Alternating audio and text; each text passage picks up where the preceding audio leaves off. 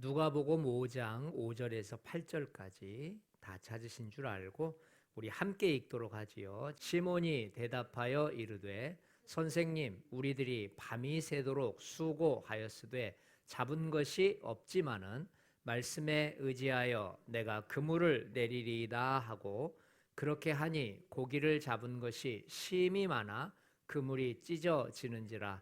이에 다른 배에 있는 동물들에게 와서 도와달라 하니 그들이 와서 두 배의 채움에 잠기게 되었더라. 시몬 베드로가 이를 보고 예수의 무릎 아래에 엎드려 이르되 주여 나를 떠나소서 나는 죄인이로소이다 하니. 아멘. 5절에 보면은 지금 예수님과 베드로가 만나게 되는 그 극적인 상황이 나오는데요. 우리들이 밤이 새도록 수고하였으되 잡은 것이 없지만은, 지금 상황이 그런 상황이에요. 밤을 새워서 노력하고 수고하고 최선을 다해서 고기를 잡았는데 잡은 것이 없지만은, 잡은 것이 없는 상태. 예. 여러분 밤새 일해 보신 적 있으세요? 밤새 일했다. 저는 잠깐 군에 가기 전에 농심이라는 곳에 한번 가서 일을 해봤어요. 농심. 그 새우깡을 만드는데 저는 그렇게 많은 새우를 처음 봤어요. 새우를 이렇게 밟고 다녀요. 장화 큰 거 신고. 그리고 나서 그 새우도 이렇게 넘기는데 그 삽으로 해가지고 새우를 막 떠서 그게 얼마나 비싼 건데 그렇게 해서 이 새우깡이 만들어지더라고요. 예?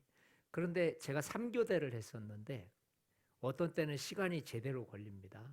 근데 어떤 때는 6시인가 만나가지고 이상하게 2시 정도 끝나요. 또 어떤 때는 또 그때부터 해가지고 아침 6시까지 하고. 그러니까 이런 상황들이 한 달 동안 계속됩니다. 이번 달은 이렇게 하고 다음 달은 저렇게 하고 이렇게 해서 이제 그 교대가 이렇게 되더라고요. 그걸 몇 개월 동안 해봤어요. 그때 저희 어머님께서 제가 3달을 했거든요. 3달을 했더니 어머님께서 저를 보고 얘야 거기 안 가는 게 좋겠다. 그래서 왜 이렇게 애가 삐쩍 마른 애가 더 말라가지고 도대체. 예? 그러니까 퇴근을 하고 2시에 오면 잠을 자야 되는데 잠 시간이 틀려가지고 계속 있다가 못 자는 거예요.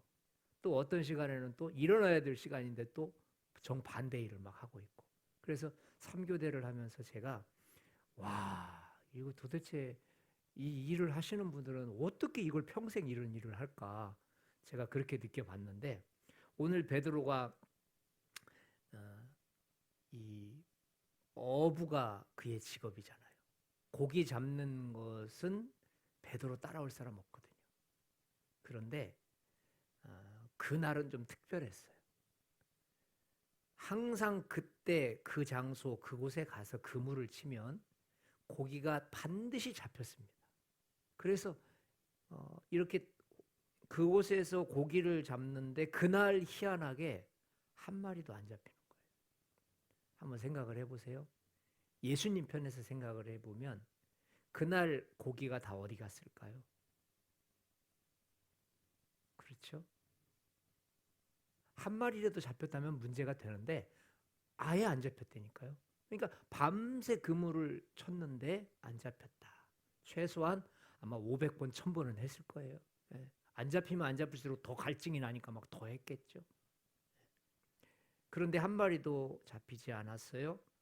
굉장히 탈진되어 있는 상태였고 또 굉장히 지쳐 있는 상태였어요. 사람이 이럴 때 느끼는 게 뭐냐면 이 무능함입니다. 진짜 인간인 내가 아무것도 할 수 없구나. 내가 이렇게까지 무능할 수가 있을까? 그걸 딱 느끼게 돼요. 근데 그 자기 자신에 대해서 철저하게 무너져 내리고 자신의 수고와 노력이 아무런 효과도 발휘하지 못한다라는 것을 알고 나서 무능함 속에서 자포자기하고 있을 때 바로 그때 예수님께서 찾아오신 거예요. 그러면서 말하기를 그물을 배 오른편에 던지라. 그게 특별한 거 아니거든요. 배 오른편에 던지든 왼편에 던지든 그게 안 해봤겠느냐고요.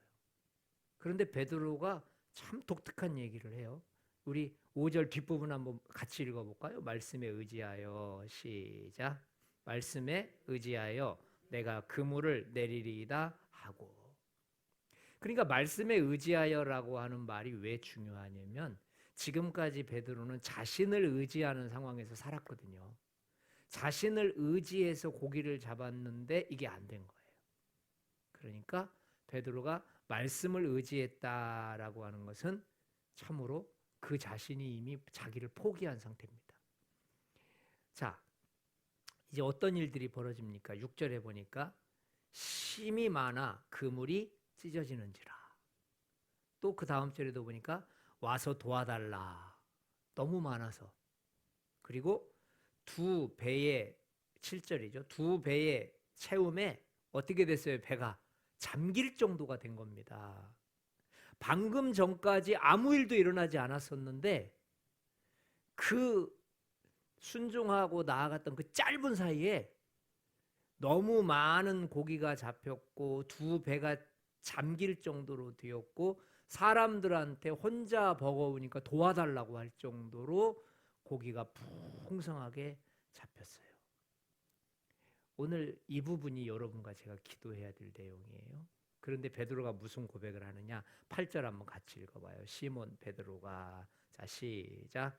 시몬 베드로가 이를 보고 예수의 무릎 아래에 엎드려 이르되 주여 나를 떠나소서 나는 죄인이로소이다 하니. 나는 죄인이로소이다. 이게 왜 이런 표현이 나오죠? 베드로는 지쳐 있는 상태에서 하나님을 봤던 거예요. 지쳐 있는 상태에서.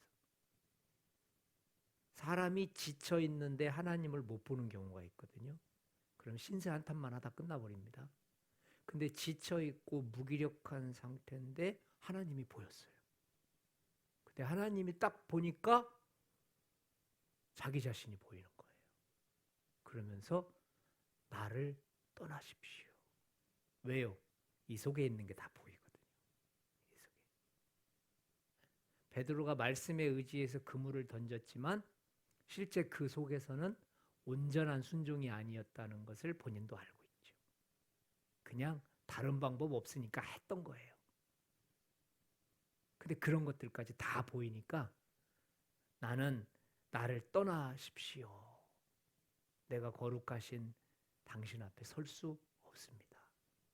여러분, 사람들이 밤이 새도록 수고하고 지쳐 있고 또 이렇게 무능함을 느끼는 그때 사람들이 자기 자신을 봐버리면 신세한탄으로 끝나버립니다.